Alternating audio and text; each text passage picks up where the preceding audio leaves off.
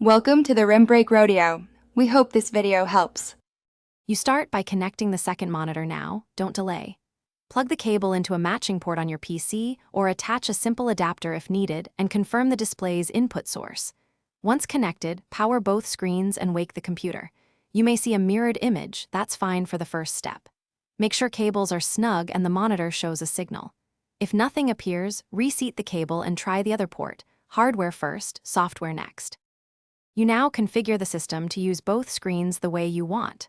Open Display Settings and locate the Multiple Displays section.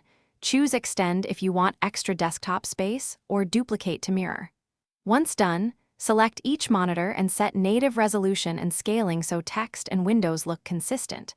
Arrange the on-screen monitor icons to match physical placement. This controls cursor flow. Finally, assign the primary display for the taskbar or dock so apps open where you expect them. You finish by optimizing behavior and handling common failures. Tweak color, refresh rate, and night mode so visuals are comfortable, and test dragging windows between screens. If the second monitor isn't detected, restart the PC, reconnect cables, and update the graphics driver. These steps resolve most issues. If you use one port for multiple displays, make sure the dock or MSD hub supports your resolution and refresh rate. One key tip: swap cables to rule out a faulty lead before deeper diagnostics. Thanks for watching. Consider subscribing if we helped you.